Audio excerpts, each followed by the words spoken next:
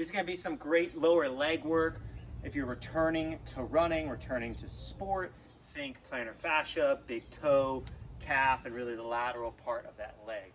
So the first thing, we'll finish this video series with some strengthening exercise, a little bit more traditional physical therapy, a little bit craftier way to go about that. But this could be more of the transition from strengthening into return to running. So we're gonna start with some pogos. You could just do these in place, almost like you're jumping rope. From there, we're gonna start to jump forwards, backwards, and you wanna track everything. So maybe the first time is just 2 sets of 5 yards forward and back. And then we're gonna do 2 sets of 10 yards, 15 yards forward and back. We'll start to add in lateral, especially the ankle sprains. This is gonna be really important to get 5 yards lateral. So that's double leg pogos. From there, running happens on one leg. So we can start to add just some low skipping. We can do this in place, or we can start to skip forward. Same thing, you're gonna go 5 yards, 15 yards, 20 yards set. So maybe you eventually skip 20 yards down, walk back. You're gonna build 5, 10 of those before you just go out for a run 1 mile. From there, you can start to modulate how much your knees drive up. Higher knee drive is just gonna be more force that ankle and plantar fascia has to deal with. So make sure you're tracking double leg, progressing to single leg work there for your running. And once you've gone through some skipping variations, you've built up 5 sets of 25 yards for one or both of those exercises. You're gonna be in a great place to go out and do some type of walk, jog, return to running program.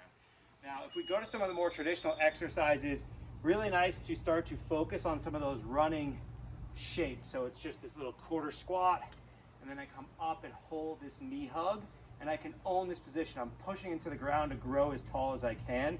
So really important, if you can't own a little quarter squat into this position, how are you gonna be able to keep going out and repeating with running? These are great little stretches or rest breaks. Notice my full foot is on the ground here. We want to progress into what we call a floating heel. So I'm here, I'm going up, and I have a floating heel, and this is gonna be a lot more on my calf. You could even just build up to 30 seconds, a minute of this floating heel right here. And you might not be able to see with the grass, but you could fit a good sized textbook underneath. If I wanna make any of these exercises harder, I can change my vision. So left, right, up, down. So you have your flat foot variations where you're getting in and out of the shapes, and then you're working on holding these shapes for a little bit more time, 30 to 60 seconds, making sure those calves and all of those muscles around there are strong enough. So this starts to get into a little bit more of our traditional strength training. Now that is body weight. Come with me, we're gonna do some strength training. So you have farmer's carries. Body weight is not enough, so we want to be able to do farmer's carries with some weight, because when you're running, you're at 5 to 7 times your body weight. So I might just do these walking flat, but what I eventually want to do is be able to walk on my calves. So you're going to work up to about half your body weight in each hand, 30 yards or so, and at that point you know those lower legs are strong enough. So you have your floating heel and flat heel variations.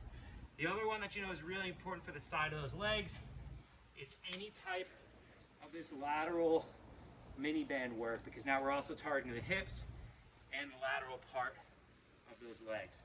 Now, ankle sprains happen. We want to be able to get strong in this lengthened position. So you can have a slant board. You could just prop some books up on their side. We also want to train this calf in the lengthened position.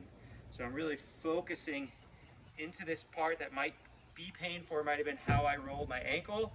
So I'm staying right here, just doing some balancing work, strengthening it in the most vulnerable position, that lengthened position. Other piece, other hip exercise, you can attach this around your foot, but it's really about the down leg here, getting these stabilizers working. Now most of these are pretty regressed. You should be able to do all of these strengthening exercises before you get to go into your skipping and jumping exercises. So strengthen, bridge the gap with some of these plyometric moves, build these plyometric moves into 5 minutes of work. You're gonna go out and run a mile. It's gonna be a lot longer than 5 minutes. So make sure you have some of that capacity before you go out into some of your walk and run, return to play work. All right, hit me up with any questions.